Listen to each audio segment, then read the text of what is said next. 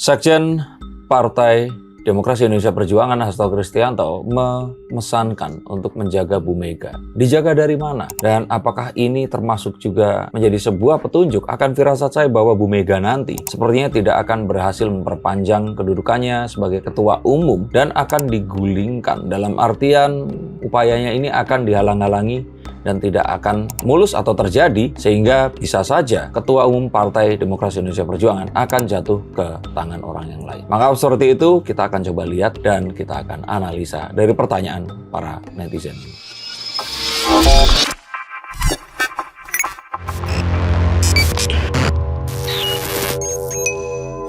Halo Sainsikers, kembali berjumpa bersama saya Denny Darko. Tidak ada yang namanya misteri, yang ada adalah tanda-tanda yang kita semua coba untuk mengerti. Saya akan mencoba untuk melihat apa yang akan terjadi ke depannya saat Kongres PDIP di bulan April dengan dinamika perpolitikan yang ada di saat-saat sekarang ini. Semakin dekat dengan Kongres PDIP ini, terlihatnya PDIP juga semakin sunyi dan senyap untuk melontarkan statement-statement Karena sudah terpecah.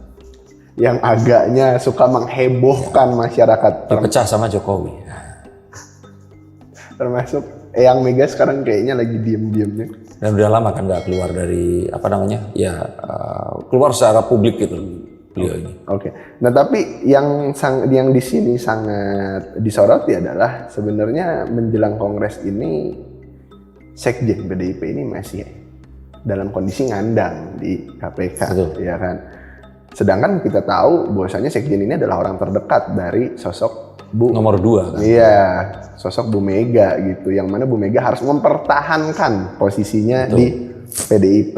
Nah, lantas dengan mungkin Mas Hasto di konten yang sebelumnya mungkin Mas Den bilang dia akan jadi martir yang akan dikorbankan. Apakah Bu Mega ini sanggup untuk melawan derasnya orang-orang yang mungkin tidak setuju dia untuk mempertahankan posisinya di PDIP atau seperti apa? Yang pertama, krisis legitimasi ini sedang muncul kan pasti. Karena Bu Mega tidak bisa melindungi orang nomor 2-nya. Nah kalau nomor 2 aja ini kalah, seperti saya katakan, ini menteri loh, kalau di catur ya. Nah apa yang menjamin kalau ke bawah orang-orang ini akan aman juga? Artinya, iya kekuatannya berarti dipertanyakan, nggak bisa menjamin ini tadi. Kedua, yang saya lihat di sini adalah kemampuannya untuk mengambil langkah yang tepat dalam kondisi genting. Ini dipertanyakan dengan kemarin mengeluarkan surat terus kemudian dianulir sendiri seakan-akan gitu.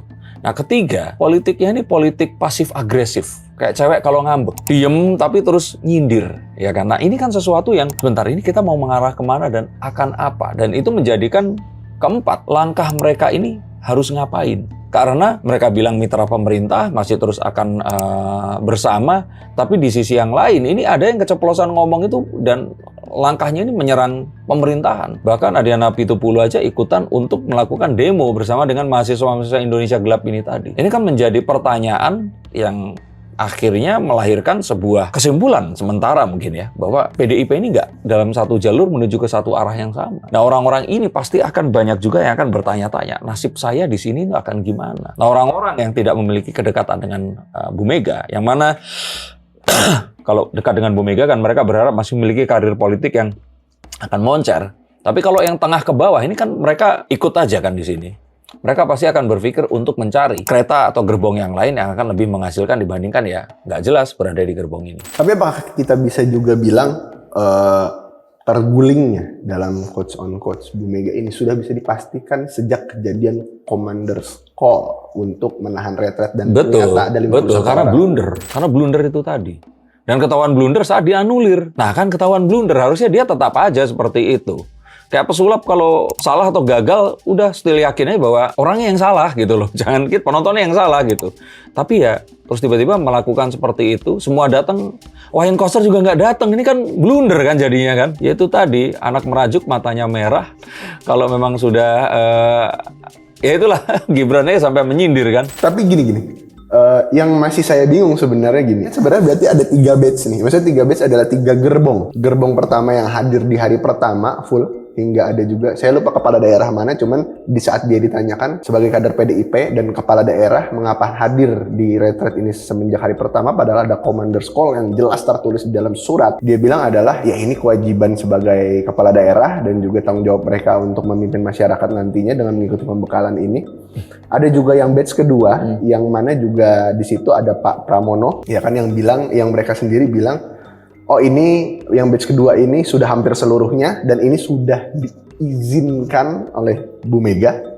Dan ada yang batch ketiga ini yang belum hadir sampai hari ini gitu. Maksudnya sampai ada 3 golongan ini tuh gimana nih? Ya, artinya itu menunjukkan mereka terpecah. Terpecah karena mereka oke kepentingan partai, tapi mereka pun punya kepentingan diri mereka sendiri yang dalam saya pernah katakan kepentingan untuk mewakili aspirasi orang-orang di sekitarnya. Kalau ternyata mereka ini nanti ada kemungkinan lah udah jabat sekarang, pengennya nanti semua orang kan pasti pengen memaksimalkan dengan 2 periode kan. Nah kalau kejadian seperti ini, otomatis nanti secara politik berhadapan dengan penguasa atau koalisi yang ada kan kelar. Ya, artinya mereka ini pasti akan mencoba mencari perahu yang lain. Tapi di mana kalau kita bilang pada akhirnya kemarin sudah PDIP juga sudah klarifikasi ya. Maksudnya pertanyaan saya adalah sudah klarifikasi Bu Mega ini tidak melarang, namun hanya menunda, ya kan, untuk sementara, tapi tetap boleh ikut retreat.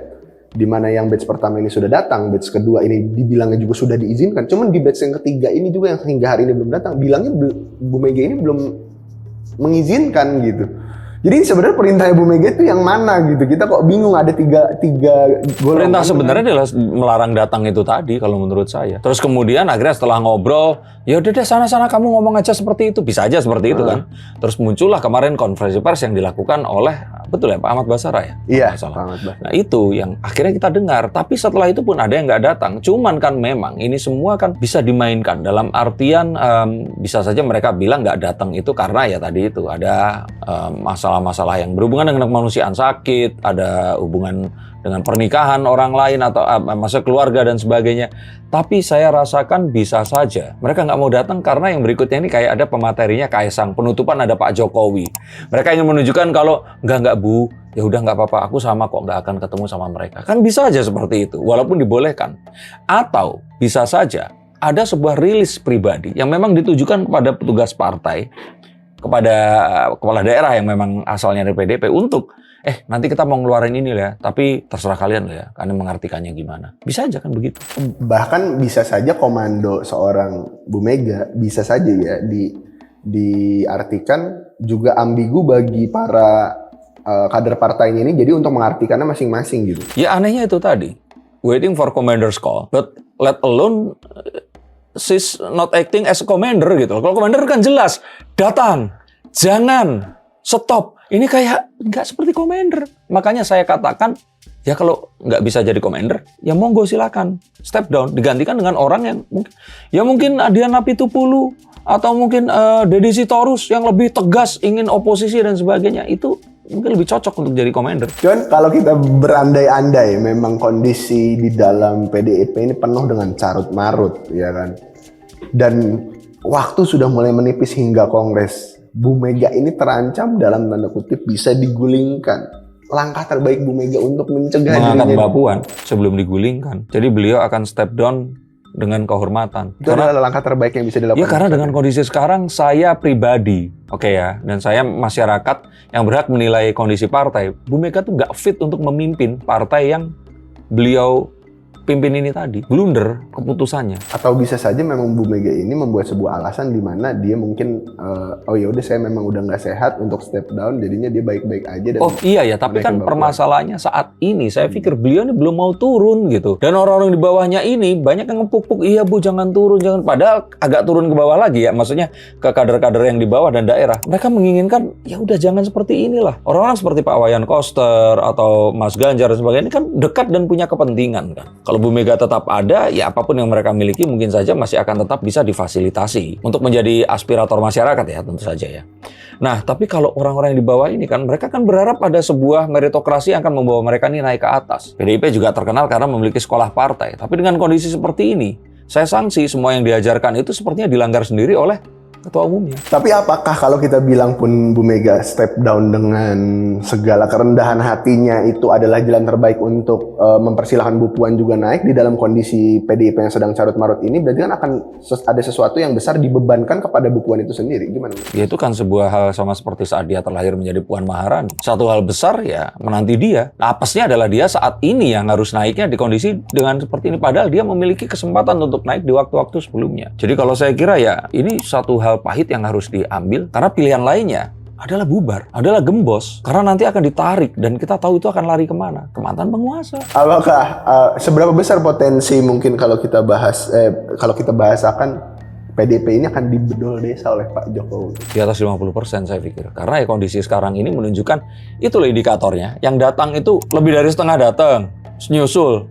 Ada yang nggak datang, ada yang tetap ngeyel satu orang. Ini kan menunjukkan gimana ya ngomongnya ya? Ya udah terpecah dengan kondisi itu tadi.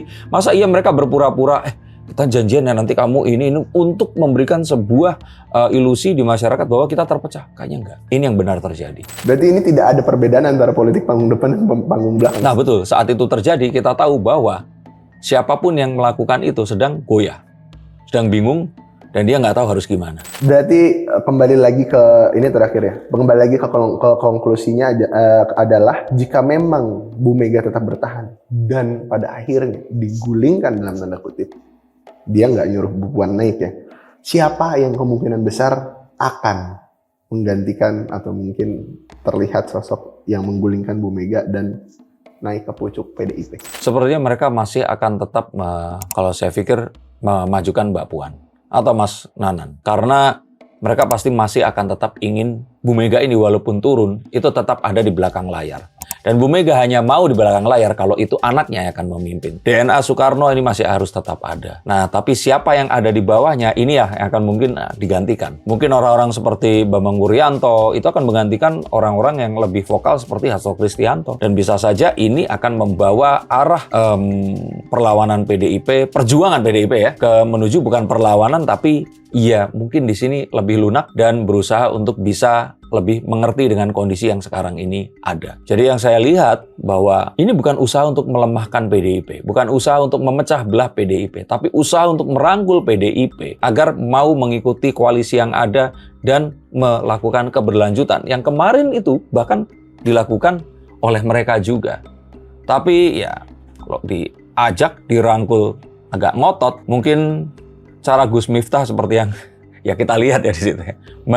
Nah, seperti itu untuk ditarik, itu mungkin jadi sebuah cara yang efektif agar keberlanjutan bisa kita lakukan dan kita nggak terus poco-poco berpikir tentang siapa yang akan memerintah kali ini, kita kocok lagi dan sebagainya, tapi melihat tegak depan untuk menuju Indonesia Emas di tahun 2045 kelak. Terima kasih telah menonton konten ini, sampai jumpa dan salam.